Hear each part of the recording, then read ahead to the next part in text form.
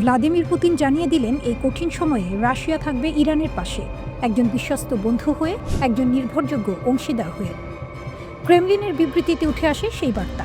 Putin বলেন, Iran এখন এক কঠিন পরীক্ষার মধ্যে দিয়ে যাচ্ছে, আর এই পরীক্ষায় উত্তীর্ণ হওয়ার জন্য তিনি ইরানের জনগণের শক্তি কামনা করেছেন। তবে এই কথার ভেতরে লুকিয়ে ছিল আরও গভীর অর্থ। মস্কো একা ছাড়ছে না তেহরানকে। এদিকে যুদ্ধের ময়দানেও পরিস্থিতি বদলাচ্ছে দ্রুত। যুক্তরাষ্ট্র ও ইসরায়েলের হামলার পর থেকে উত্তেজনা চরমে। ফেব্রুয়ারির শেষ দিক থেকে শুরু হওয়া এই আঘাতের ধারাবাহিকতায় ইরানের গুরুত্বপূর্ণ স্থাপনাগুলো লক্ষ্যবস্তু হয়েছে। এমনকি এক বিমান হামলায় নিহত হয়েছেন ইরানের নিরাপত্তা প্রধান আলী লারিজানি, যা পরিস্থিতিকে আরও বিস্ফোরক করে তুলেছে। এই প্রেক্ষাপটে রাশিয়া শুধু কথায় নয়, কাজেও পাশে থাকার বার্তা দিয়েছে। ইতোমধ্যে 13 টনের বেশি ওষুধ ও চিকিৎসা সামগ্রী পাঠানো হয়েছে ইরানে। যুদ্ধের মধ্যে এটি প্রথম বড় মানবিক সহায়তা, যা প্রমাণ করে সম্পর্কটা শুধু কাগজে কলমে নয়, বাস্তবেও শক্ত। তবে মস্কো এখনও সরাসরি যুদ্ধে নামেনি, কিন্তু আন্তর্জাতিক সংবাদ মাধ্যমে দাবি উঠেছে রাশিয়া ইরানকে তথ্যগত সহায়তা দিচ্ছে, অর্থাৎ যুদ্ধের অদৃশ্য মঞ্চেও চলছে সহযোগিতা। আর ঠিক এই সময়েই যুদ্ধের হিসাব নিকাশ পাল্টে দেয় এক ঘটনা। ভারত মহাসাগরের গভীরে এক কৌশলগত স্থানে ডিয়েগো গার্সিয়া, এই দ্বীপে অবস্থিত যুক্তরাষ্ট্র ও যুক্তরাজ্যের গুরুত্বপূর্ণ সামরিক ঘাঁটি, আর সেখানেই আঘাত হানে ইরানের ক্ষেপণাস্ত্র। এ হামলা শুধু একটি সামরিক আঘাত নয়, এটি ছিল একটি ঘোষণা। বিশ্লেষক মুহান্নাদ সেলুম, যিনি দোহা ইনস্টিটিউট ফর গ্র্যাজুয়েট স্টাডিজের সঙ্গে যুক্ত, সেলুম বলেন, এই হামলা প্রমাণ করে ইরানের ক্ষেপণাস্ত্র সক্ষমতা ধারণার চেয়েও অনেক বেশি। এতদিন মনে করা হতো ইরানের ক্ষেপণাস্ত্রের পাল্লা সর্বোচ্চ 2000 কিলোমিটার, কিন্তু এই আঘাত দেখিয়ে দিল তা 4000 কিলোমিটারেরও বেশি হতে পারে। অর্থাৎ মানচিত্র হঠাৎ করেই বদলে গেছে। যদি এই ক্ষেপণাস্ত্রের দিক উল্টো করা হয়, তাহলে তা পৌঁছাতে পারে ইউরোপের হৃদয়ে। লন্ডনও আর দূরে নয়। ফলে শুধু যুক্তরাষ্ট্র নয়, এখন নতুন করে ভাবতে বাধ্য হচ্ছে ইউরোপও। সেলুম আরও একটি বিস্ফোরক সম্ভাবনার কথা বলেন। ইরানের কাছে হয়তো ইতিমধ্যেই আন্তঃমহাদেশীয় ব্যালিস্টিক ক্ষেপণাস্ত্র রয়েছে, যা সরাসরি যুক্তরাষ্ট্র পর্যন্ত পৌঁছাতে সক্ষম। ইরানের মহাকাশ কর্মসূচি এই সক্ষমতার ইঙ্গিত দেয়। ইরানের আকাশসীমায় ইসরায়েলের একটি যুদ্ধ বিমানে আঘাত করার দাবি করেছে তেহরান। ইরানের ইসলামী বিপ্লবী গার্ড বাহিনী IRGCর বরাতে দেশটির রাষ্ট্রীয় সংবাদ সংস্থা ইরনা এ খবর জানিয়েছে, কিন্তু ইসরায়েল তা অস্বীকার করেছে। গত 28 ফেব্রুয়ারি ইরানে যুক্তরাষ্ট্র ইসরায়েলের যৌথ হামলা শুরুর পর এটি এই ধরনের তৃতীয় হামলা। এর আগে ইসরায়েলের সামরিক বাহিনী জানিয়েছিল ইরানের আকাশসীমায় তাদের একটি যুদ্ধ বিমান বিধ্বংসী হামলার মুখে পড়েছিল। তাদের দাবি, বিমানটি সফলভাবে হুমকি শনাক্ত করতে পেরেছে এবং কোনো ক্ষতি ছাড়াই পরিকল্পনা অনুযায়ী অভিযান শেষ করেছে। IRGCর মতে, যুদ্ধ শুরু হওয়ার পর থেকে তাদের প্রতিরক্ষা ব্যবস্থা ইরানের আকাশে ড্রোন, ক্রুজ ক্ষেপণাস্ত্র, জ্বালানি বহনকারী উড়োজাহাজ এবং যুদ্ধ বিমান সহ 200 এর বেশি আকাশযান ধ্বংস করেছে।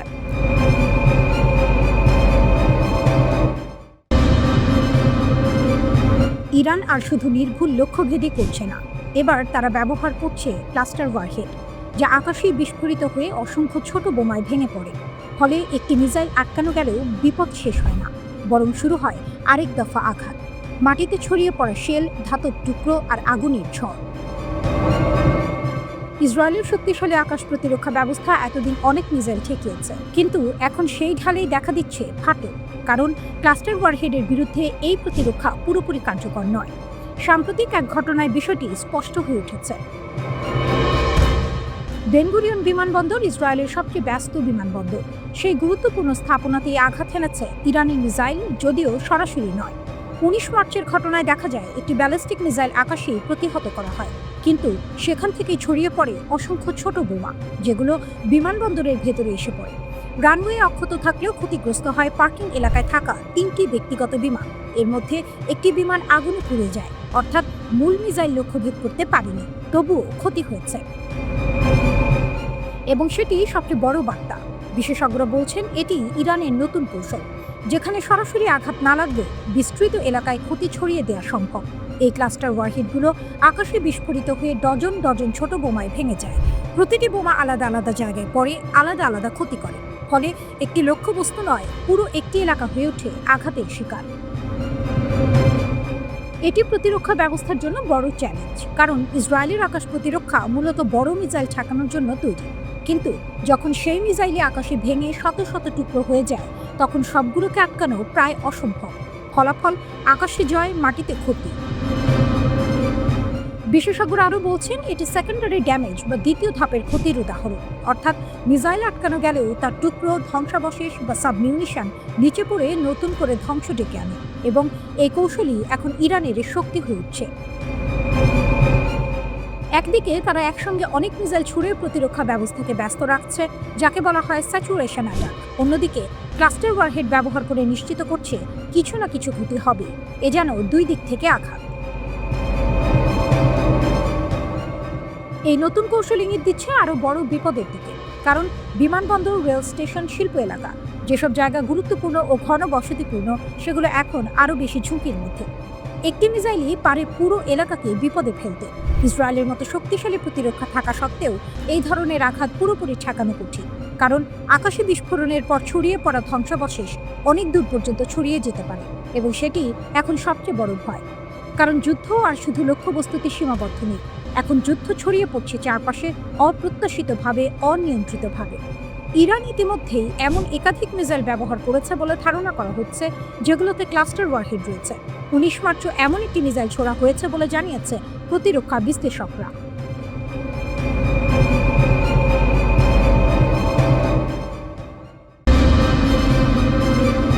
ইরানের হয়ে লড়ছে ইরাকের সশস্ত্র গোষ্ঠী, যুদ্ধে বাড়ছে নতুন উত্তেজনা।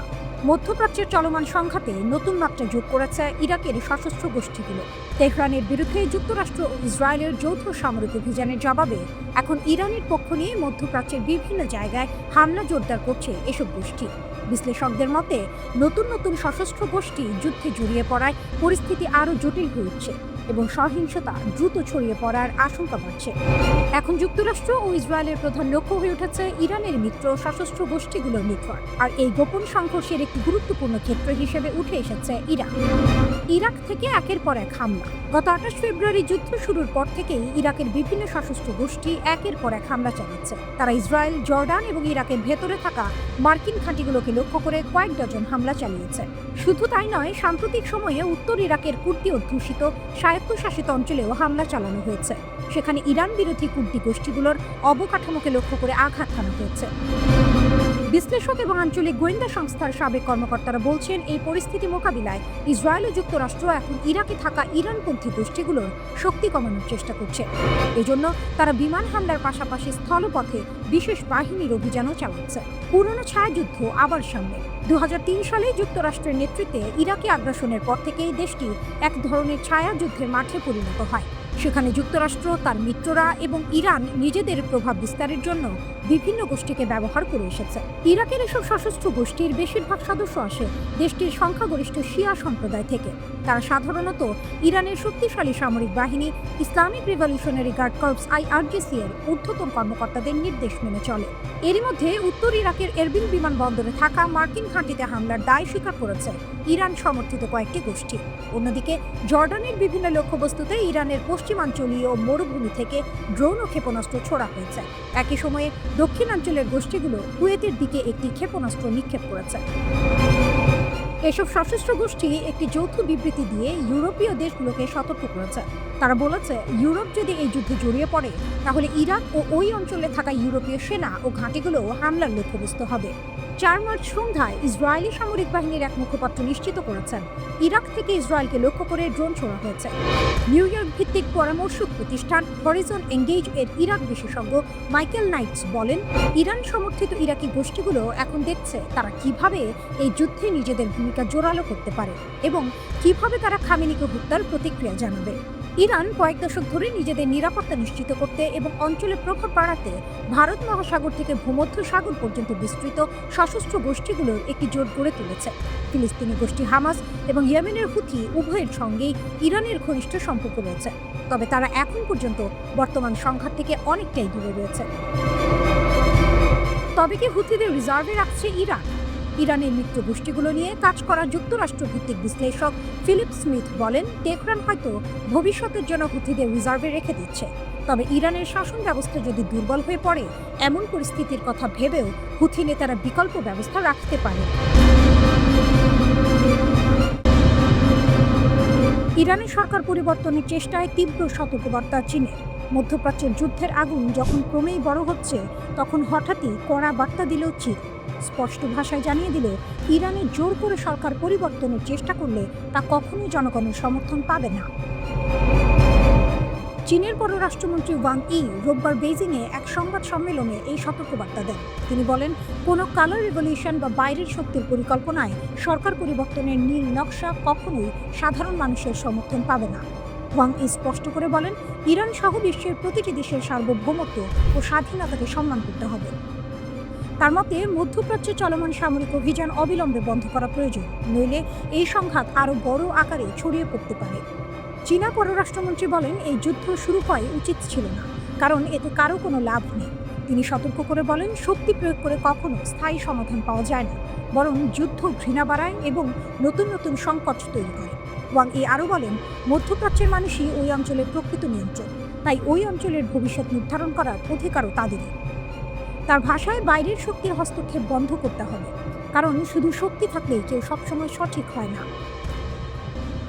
সাংবাদিকদের উদ্দেশ্যে তিনি বলেন, বিশ্বকে আমরা আবার জঙ্গলের আইনে ফিরে যেতে দিতে পারি না। চীনের এই বক্তব্য এসেছে এমন এক সময় যখন যুক্তরাষ্ট্র ও ইসরায়েলের হামলার মধ্যে ইরানের সরকার পরিবর্তনের আলোচনা জোরালো হয়েছে। ওদিকে ওয়াশিংটন পোস্টের এক প্রতিবেদনে বলা হয়েছে, খোদ যুক্তরাষ্ট্রের জাতীয় গোয়েন্দা পরিষদের একটি গোপন নথিতে ভিন্ন চিত্র উঠে এসেছে। সেই নথিতে বলা হয়েছে, বড় ধরনের সামরিক অভিযান চালিয়েও ইরানের বর্তমান সামরিক ও ধর্মীয় শাসন ব্যবস্থাকে সহজে ভেঙে ফেলা সম্ভব নয়। অর্থাৎ যুদ্ধ করে ইরানের শাসন ব্যবস্থা বদলে দেওয়া খুবই কঠিন। এই তথ্য আবার প্রশ্ন তুলেছে মার্কিন প্রেসিডেন্ট ডোনাল্ড ট্রাম্পের দাবির উপর। ট্রাম্প বারবার বলেছেন, তিনি ইরানের নেতৃত্ব পরিবর্তন করে নিজের পছন্দের নতুন নেতৃত্ব বসাতে পারেন, কিন্তু গোয়েন্দা সংস্থার ওই গোপন নথি বলছে, এ ধরনের অভিযানের ফলাফল হবে অত্যন্ত অনিশ্চিত এবং ঝুঁকিপূর্ণ। এদিকে এক সপ্তাহ আগে যুক্তরাষ্ট্র ও ইসরায়েলের হামলায় ইরানের সর্বোচ্চ ধর্মীয় নেতা আয়াতুল্লাহ আলী খামেনি নিহত হওয়ার ঘটনায় তীব্র প্রতিক্রিয়া জানিয়েছে চীন। বেইজিং এই ঘটনাকে কঠোর ভাষায় নিন্দা করেছে। চীন বলেছে, এই ধরনের হামলা পুরো অঞ্চলের পরিস্থিতিকে আরও অস্থির করে তুলবে। একই সঙ্গে ওয়াং ই আরেকটি গুরুত্বপূর্ণ বার্তা দিয়েছেন। তিনি বলেছেন, পশ্চিমা চাপ থাকা সত্ত্বেও রাশিয়ার সঙ্গে চীনের সম্পর্ক অটুট থাকবে। অর্থাৎ বিশ্ব রাজনীতির এই উত্তাল সময়ে বেইজিং ও মস্কো একে অপরের পাশে থাকবে। শেষে চীনের পররাষ্ট্রমন্ত্রী সব পক্ষকে দ্রুত আলোচনা টেবিলে ফেরার আহ্বান জানান। তিনি বলেন, চীন মধ্যপ্রাচ্যে শান্তি ও স্থিতিশীলতা ফিরিয়ে আনতে আঞ্চলিক দেশগুলোর সঙ্গে একযোগে কাজ করতে প্রস্তুত। তার মতে, যুদ্ধ নয়, আলোচনাই হতে পারে এই সংকট থেকে বেরিয়ে আসার একমাত্র পথ। কারণ মধ্যপ্রাচ্যের আকাশে এখন শুধু ড্রোন আর ক্ষেপণাস্ত্র উঠছে না, উঠছে এক ভয়ঙ্কর প্রশ্ন, এই যুদ্ধ কি আরও বড় সংঘাতে রূপ নিতে যাচ্ছে?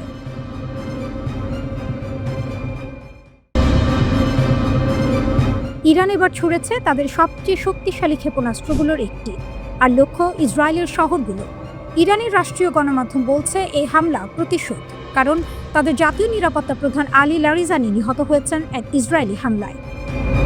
ইরানের সংবাদ সংস্থা ভিডিও প্রকাশ করেছে, সেখানে দেখা যায় আকাশ চিরে ছুটে যাচ্ছে ক্ষেপণাস্ত্র, আর নিচে কাঁপছে তেল আবিব শহর।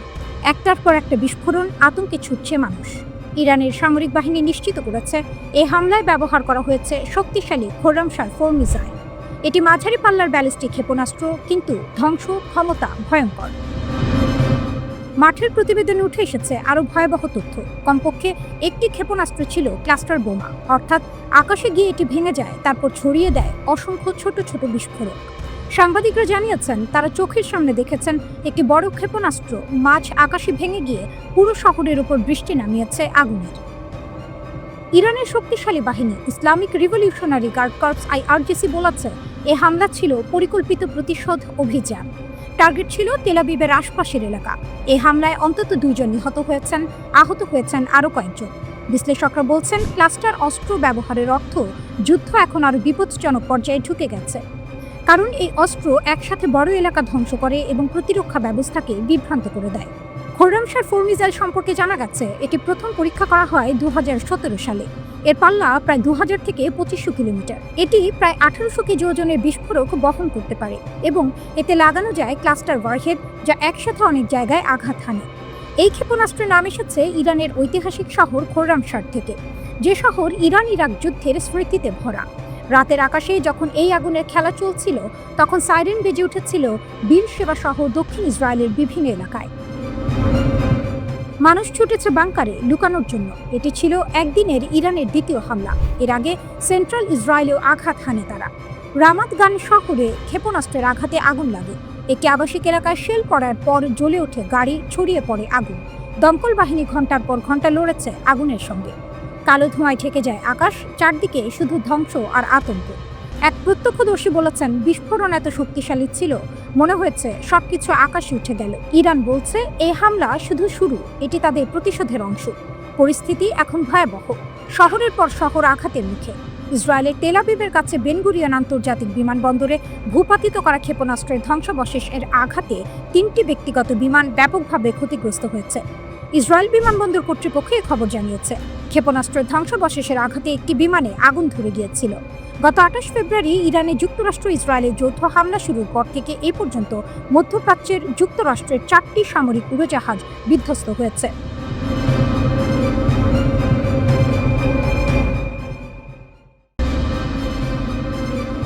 ইসরায়েলের আকাশে আধিপত্য করছে ইরানের ক্ষেপণাস্ত্র ও ড্রোন। একজন ইরানি কমান্ডার বলেছেন, ইরানের ক্ষেপণাস্ত্র ও ড্রোন এখন শক্তভাবে ইসরায়েল অধিকৃত অঞ্চলের আকাশে আধিপত্য বিস্তার করেছে। ইরানের Islamic Revolutionary Guard Corps IRGC 6 March রাতে বলেছে, নতুন দফায় হামলা শুরু করেছে। এটা তাদের 23তম দফায় হামলা। IRGCর বিবৃতির বরাত দিয়ে ইরানের আধা সরকারি সংবাদ সংস্থা তাসনিম একথা জানিয়েছে। ইরানের Islamic Revolutionary Guard Corps IRGC জানিয়েছে, তাদের ট্রু প্রমিস 4 অভিযানের প্রথম 2 দিনে 650 জনেরও বেশি মার্কিন সেনা হতাহত হয়েছে।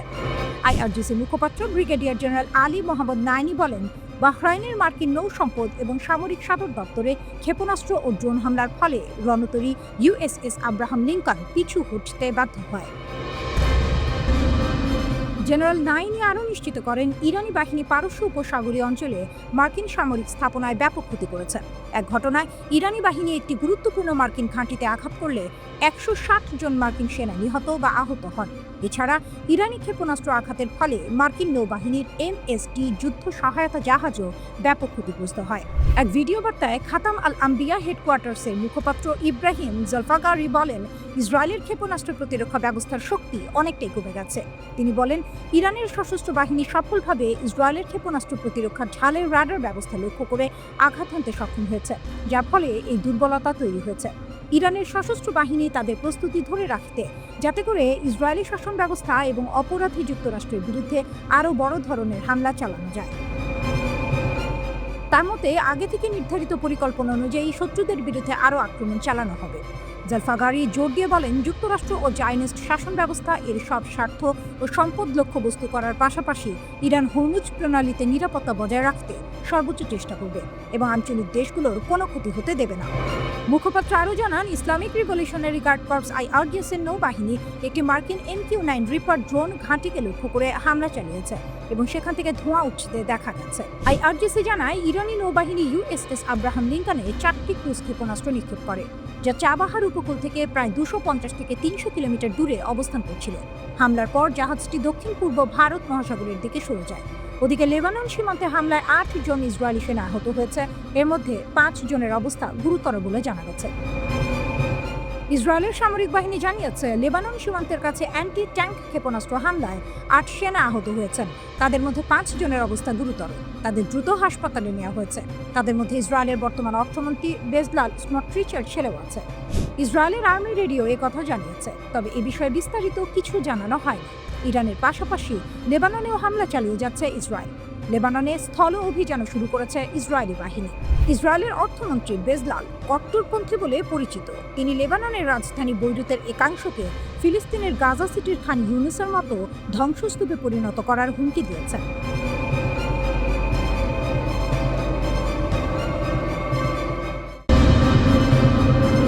একদিকে শত শত ড্রোন আর ক্ষেপণাস্ত্র ছুড়ে দিচ্ছে ইরান, অন্যদিকে সেগুলো ঠেকাতে গিয়ে হিমশিম খাচ্ছে যুক্তরাষ্ট্র ও তার মিত্ররা। প্রতিটি আঘাত প্রতিহত করতে গিয়ে তাদের অস্ত্র ভাণ্ডার যেন দ্রুত খালি হয়ে যাচ্ছে। আন্তর্জাতিক প্রতিবেদনে বলা হচ্ছে, ইরানের অব্যাহত ড্রোন ও ক্ষেপণাস্ত্র হামলা মোকাবিলায় পশ্চিমা দেশগুলোর আকাশ প্রতিরক্ষা ব্যবস্থা চরম চাপের মুখে পড়েছে। প্রতিটি হামলা ঠেকাতে একের পর এক দামি ক্ষেপণাস্ত্র ছুটতে হচ্ছে। আর সেই কারণেই এখন বড় প্রশ্ন উঠছে, এই প্রতিরক্ষা অস্ত্র কতদিন চলবে? এই সংকট সবচেয়ে স্পষ্টভাবে দেখা যাচ্ছে ইউরোপেরই শক্তিশালী দেশ ফ্রান্সে। দেশটির প্রতিরক্ষা শিল্প প্রতিষ্ঠান ও সরকারি কর্মকর্তারা সম্প্রতি জরুরি বৈঠকে বসেছেন, কারণ তাদের আকাশ প্রতিরক্ষা অস্ত্রের মজুত দ্রুত কমে আসছে বলে আশঙ্কা তৈরি হয়েছে। মধ্যপ্রাচ্যে বর্তমানে ফ্রান্সের যুদ্ধ বিমান রাফাল মোতায়েন রয়েছে। এই যুদ্ধ বিমানগুলো ব্যবহার করে ইরানের তথাকথিত কামিকাজে ড্রোন ভূপাতিত করা হচ্ছে। এই ড্রোনগুলো ধ্বংস করতে ব্যবহার করা হচ্ছে অত্যন্ত উন্নত ক্ষেপণাস্ত্র মিকা মিসাইল। কিন্তু এখানেই বড় সমস্যা, একটি মিকা ক্ষেপণাস্ত্রের দাম প্রায় 6 থেকে 7 লাখ ইউরো। অন্যদিকে ইরানের অনেক ড্রোনের দাম কয়েক হাজার ডলার মাত্র। অর্থাৎ যুদ্ধের এই সমীকরণে প্রতিটি প্রতিরক্ষা আঘাতেই বিপুল অর্থ ব্যয় হচ্ছে।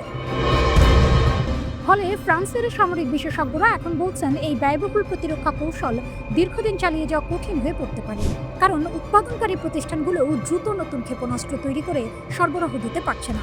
এই সংকট শুধু ফ্রান্সেই সীমাবদ্ধ নয়, মধ্যপ্রাচ্যের বেশ কয়েকটি আরব দেশও একই সমস্যার মুখোমুখি।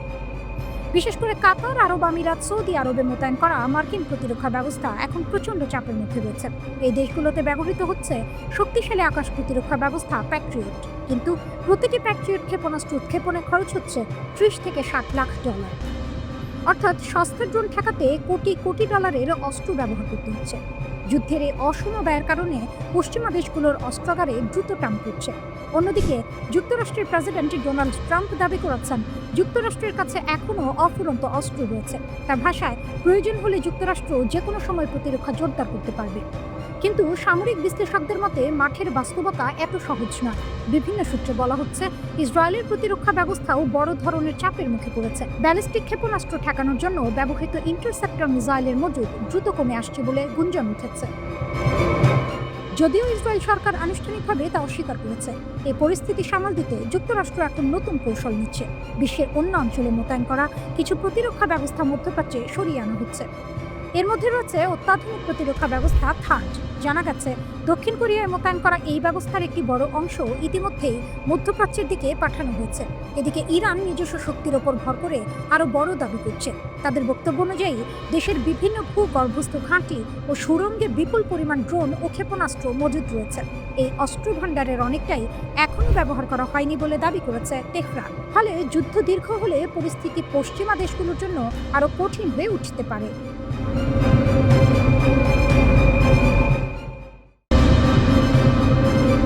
ইরাকের আকাশসীমায় যুক্তরাষ্ট্রের একটি KC-135 রিফুয়েলিং সামরিক উড়োজাহাজ বিধ্বস্ত হয়েছে। এ ঘটনার পর উদ্ধার কাজ শুরু করেছে মার্কিন সামরিক বাহিনীর সেন্ট্রাল কমান্ড সেন্টকম। এক বিবৃতিতে সেন্টকম এই কথা জানিয়েছে। বিবৃতিতে বলা হয়, ইউএস সেন্ট্রাল কমান্ড একটি মার্কিন KC-135 রিফুয়েলিং উড়োজাহাজ বিধ্বস্ত হওয়ার বিষয়ে অবগত। অপারেশন এপিক ফিউরি চলাকালীন বন্ধুত্বপূর্ণ আকাশসীমায় এই ঘটনা ঘটে এবং বর্তমানে উদ্ধার তৎপরতা অব্যাহত রয়েছে। এই ঘটনায় 2টি উড়োজাহাজ যুক্ত ছিল। এর মধ্যে একটি বিমান পশ্চিম ইরাকে বিধ্বস্ত হয় এবং দ্বিতীয়টি নিরাপদে অবতরণ করেছে। ইরান দাবি করেছে তারা ড্রোন ব্যবহার করে ইসরায়েলের গুরুত্বপূর্ণ গোয়েন্দা ও সামরিক স্থাপনাগুলোতে হামলা চালিয়েছে। ইরানের রাষ্ট্রীয় গণমাধ্যমের তথ্য অনুযায়ী এই হামলার লক্ষ্য ছিল তেল আবিবে অবস্থিত ইসরায়েলের গোয়েন্দা সংস্থা শিন বেতের সদর দপ্তর এবং 2টি গুরুত্বপূর্ণ বিমান ঘাঁটি।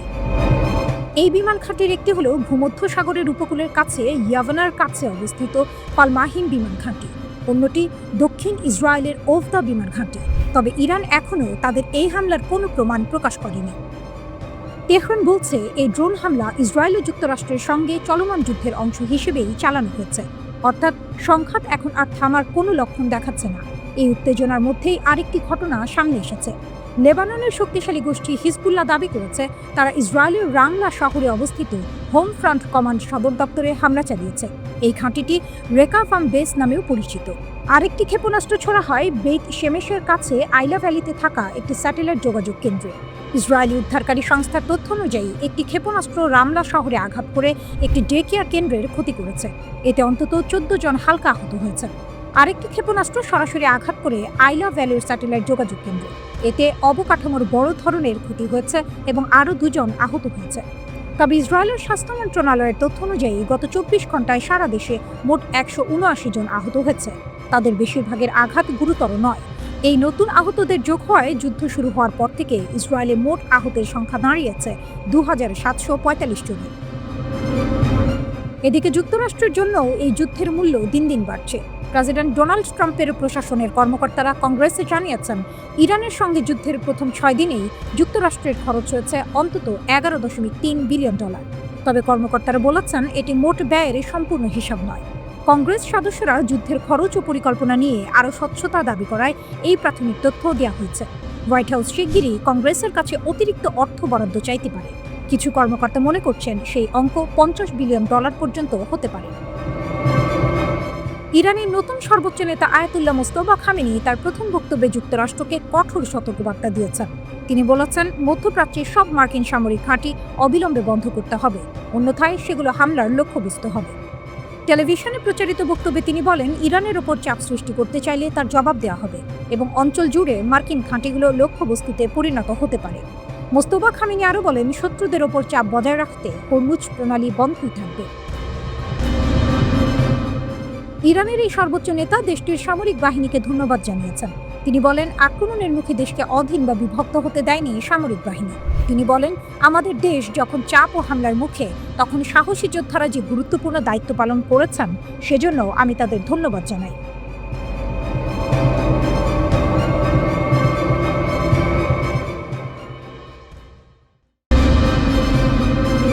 রাত নামতেই সাইরেন, বিস্ফোরণ আর আতঙ্কে কেঁপে উঠেছে ইসরায়েলের বড় শহরগুলো। ইরান জানিয়েছে, তারা চালিয়েছে তাদের প্রতিশোধ অভিযানের নতুন ধাপ, একটানা ক্ষেপণাস্ত্র হামলার 33তম ঢেউ। ইরানের এই সামরিক অভিযানের নাম দেওয়া হয়েছে অপারেশন ট্রু প্রমিস 4। দেশটির ইসলামী বিপ্লবী গার্ড বাহিনী বা IRGC জানিয়েছে, গভীর রাত থেকে ভোর পর্যন্ত একের পর এক ব্যালিস্টিক ক্ষেপণাস্ত্র ছোড়া হয়েছে। লক্ষ্য ছিল ইসরায়েলের গুরুত্বপূর্ণ সামরিক ও কৌশলগত স্থাপনা। ইরানি গণমাধ্যমের দাবি, শক্তিশালী কঠিন জ্বালানি চালিত খাইবার শেকান ব্যালিস্টিক ক্ষেপণাস্ত্রের বড় একটি বহর ছোড়া হয়। এসব ক্ষেপণাস্ত্র বহন করছিল প্রায় 1 টন ওজনের বিশাল ওয়ারহেড। ইরানের দাবি, এই ক্ষেপণাস্ত্রগুলোর বেশ কয়েকটি সরাসরি আঘাত হানাচ্ছে ইসরায়েলের সবচেয়ে বড় শহর তেল আবিবে। তাদের ভাষ্য অনুযায়ী অন্তত 10টির বেশি ক্ষেপণাস্ত্র তেল আবিবের কেন্দ্রস্থলে আঘাত হানে।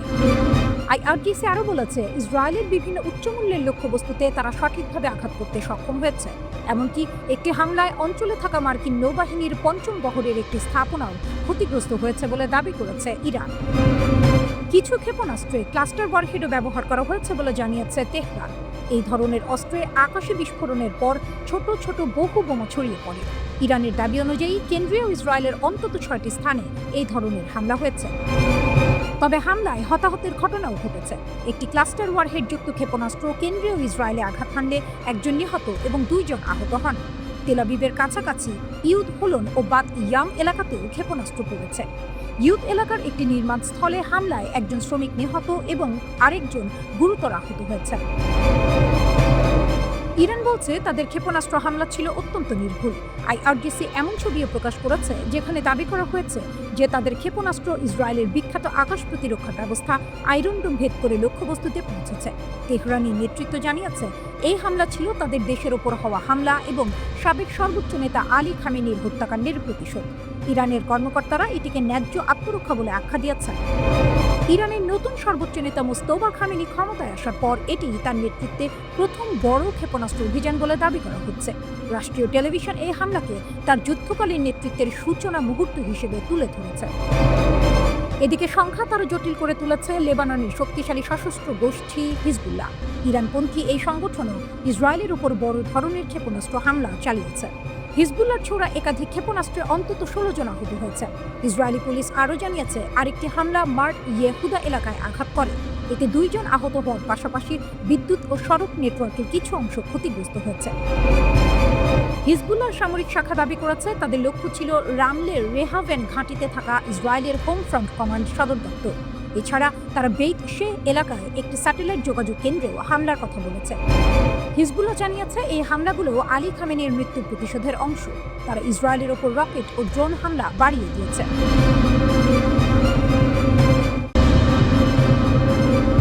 বিস্ফোরণের শব্দে কাঁপছে শহর, আতঙ্কে দৌড়াচ্ছে মানুষ। আর ঠিক সেই সময়ে নতুন এক দৃশ্য দেখা গেল। ইরানের পাশে এসে দাঁড়ালো রাশিয়া। রুশ প্রেসিডেন্ট ভ্লাদিমির পুতিন সরাসরি মানবিক সহায়তা পাঠানোর নির্দেশ দিয়েছেন। চলমান যুদ্ধের ভয়াবহ পরিস্থিতিতে ইরানকে সাহায্য করা প্রথম দেশ হিসেবে সামনে এলো রাশিয়া। ক্রেমলিনের উদ্দেশ্যে একটি বিশেষ রুশ পরিবহন বিমান ১৩ টন জরুরি চিকিৎসা সরঞ্জাম ও ওষুধ নিয়ে ইতিমধ্যে গন্তব্যে পৌঁছেছে। এই সহায়তার লক্ষ্য একটাই, যুদ্ধের মধ্যে সংকটে পড়া ইরানের হাসপাতালগুলোকে কিছুটা স্বস্তি দেওয়া। কয়েক সপ্তাহ ধরে টানা বোমা হামলায় ইরানের অনেক শহরে হাসপাতালগুলো প্রায় ভেঙে পড়ার মতো অবস্থায় পৌঁছেছে। আহত মানুষের সংখ্যা দ্রুত বাড়ছে, কিন্তু চিকিৎসা সরঞ্জাম কমে যাচ্ছে। সেই কঠিন সময়েই রাশিয়ার এই সহায়তা যেন জরুরি এক জীবনরেখা হয়ে উঠেছে। রুশ জরুরি বিষয়ক মন্ত্রণালয় জানিয়েছে, তাদের একটি বিশেষ I-76 পরিবহন বিমান এই ত্রাণ বহন করে নিয়ে যায়।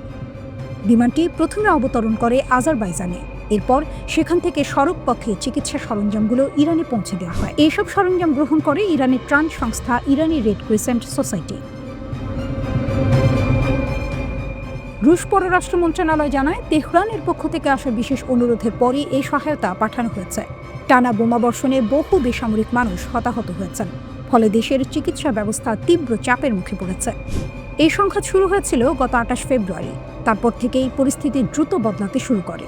যুদ্ধের শুরুতেই ইরানের সর্বোচ্চ নেতা আয়াতুল্লাহ আলী খামেনি নিহত হন বলে খবর এসেছে।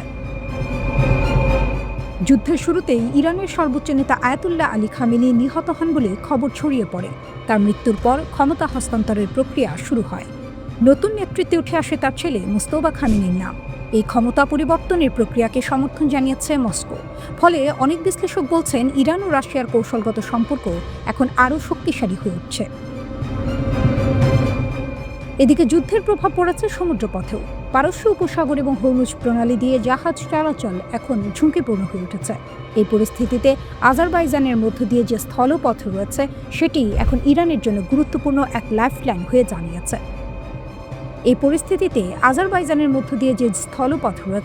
সেটি এখন ইরানের জন্য গুরুত্বপূর্ণ এক লাইফলাইন হয়ে দাঁড়িয়েছে।